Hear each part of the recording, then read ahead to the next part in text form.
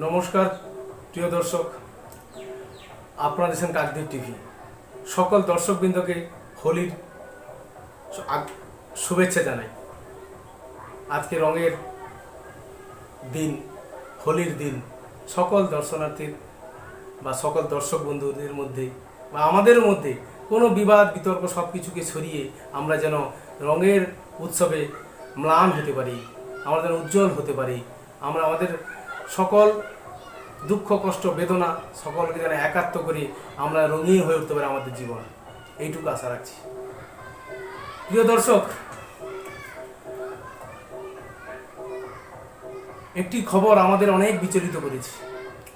বাংলাদেশ, পাকিস্তান সহ অন্যান্য যে দেশগুলো রয়েছে, আফগানিস্তান, এই দেশগুলোতে যেভাবে সংখ্যালঘু সম্প্রদায় উপরে বিরামহীন এক অত্যাচারের শিকার হচ্ছে, তার এক প্রকৃষ্ট উদাহরণ একটি ভিডিওর মাধ্যমে আপনাদের সামনে তুলে ধরছি। সেই ভিডিওটা আপনারা দেখুন, তারপরে বিশ্লেষণে যাব।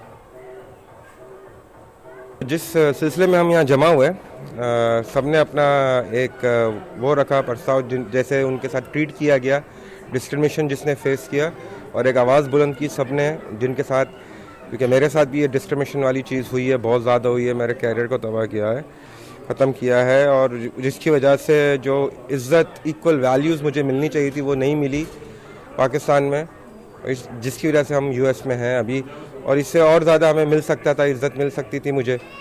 और सब ने, जो लोग आए हुए थे, उन्होंने सब ने अपना जो है वो डिस्क्रिमिनेशन के ख़िलाफ़ बात करी है, जिस तरीके से पाकिस्तान ने ट्रीट किया है उनके ख़िलाफ़ बात की है। तो मेन मकसद वही था कि अवेयरनेस करवाना था, सबको बताना था, स्पेशली यूएसए को भी हम बताना चाह रहे थे कि कितने लोग सफ़र करते, कितना ज़्यादा प्रॉब्लम है, तो उस पर ज़रा एक्शन ले, और जो है काफ़ी चीज़ें हैं उसको देखना बहुत ज़रूरी है। সাধারণ নাগরিক ছাড়াও বিখ্যাত ক্রিকেটারকেও ধর্ম পরিবর্তনের জন্য চাপ দেওয়া হচ্ছে। দানিশ কানেরিয়া, পাকিস্তানের প্রাক্তন লেগ স্পিনার, বিখ্যাত লেগ স্পিনার, তিনি বিখ্যাত বটে, তার কেরিয়ার অনেক উজ্জ্বল ছিল। সেই দানিশ কানেরিয়াকে ধর্ম পরিবর্তনের জন্য চাপ তৈরি করেছিলেন সেই পাকিস্তানের দলের নিয়মিত যে প্লেয়ার সাইদ আফ্রিদি এবং শাহিদ আনোয়ার ও শোয়েব আক্তার, এরা ক্রমান্বয়ে লেগ স্পিনার দানিশ কানেরিয়া, একমাত্র হিন্দু প্রতিনিধি, তাকে বাধ্য করছিলেন বা তাকে চাপ সৃষ্টি করছিলেন যাতে তিনি ধর্ম পরিবর্তন করে তিনি ইসলাম হয়ে যান, ইসলাম ধর্মে বিশ্বাসী হয়ে যান। আজকে যে চিত্র বাংলাদেশ এবং পাকিস্তান থেকে ফুটে আসছে, সীমাহীন সংখ্যালঘু অত্যাচার নিপীড়ন তো রয়েছে, তার সঙ্গে রয়েছে ধর্ম পরিবর্তনের চাপ। সেখানে ঢাল করা হচ্ছে কারোর চাকরি, কারোর ভূমি, জমি জায়গা। আপনারা বাংলাদেশে থাকতে পারবেন, পাকিস্তানে থাকতে পারবে, তবে নিশ্চয়তা হবে আপনার ধর্ম পরিবর্তন। সেখানে যদি কোনো সংখ্যালঘু তার ধর্ম পরিবর্তন করে, সেখানে সে শান্তিতে বাংলাদেশে বা পাকিস্তানে বসবাস করতে পারবে। আমরা জানি, একটি পরিসংখ্যান থেকে জানা যাচ্ছে পাকিস্তানে 52 লক্ষের কাছাকাছি হিন্দুর এখন বসবাস রয়েছে।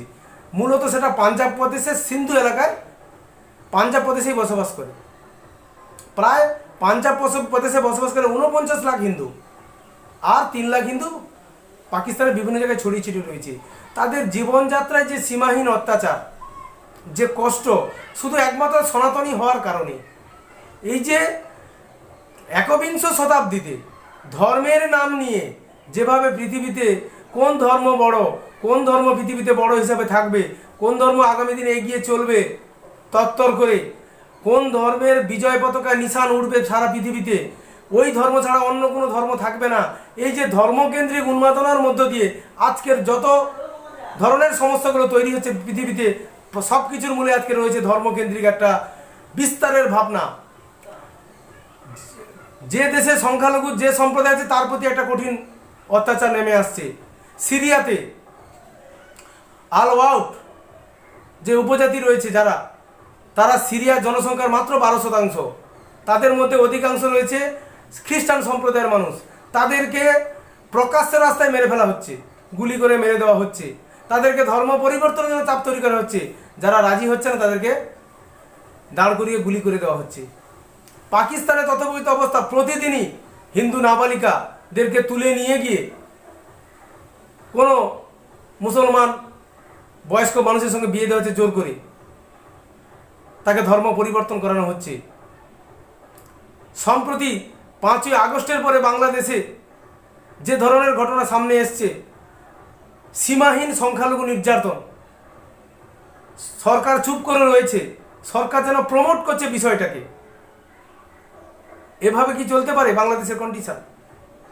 যদি একজন বিখ্যাত ক্রিকেটার তাকে যদি ধর্ম পরিবর্তন করার জন্য তার তীর্থ খেলোয়াড়রা যদি চাপ দেয় যে ধর্ম পরিবর্তন করো, তবে সাধারণ মানুষের জীবনযাত্রা বা ওই দেশের যে ধর্ম পালন করছে, ধর্মচারণ করছে, তারা কি অবস্থার মধ্যে দিয়ে রয়েছে, এটা আমাদের এক ভাবনার জন্ম দেয়।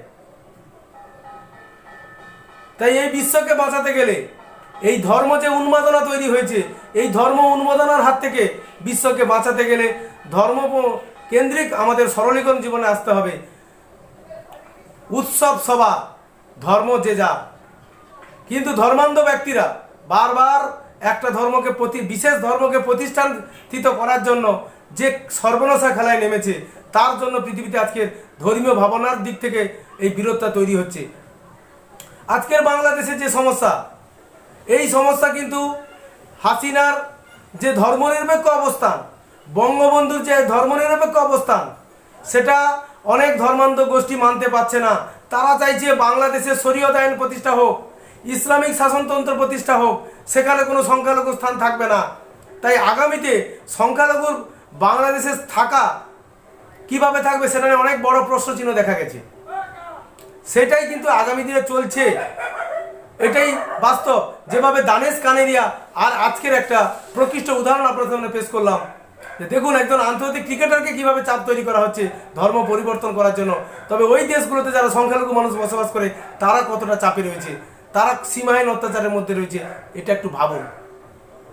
আমাদের ভাবনার সময় এসছে, ভেবে দেখার সময় এসছে। আজকের প্রতিবেদন দর্শক এখানে শেষ করছি। জয় হিন্দ।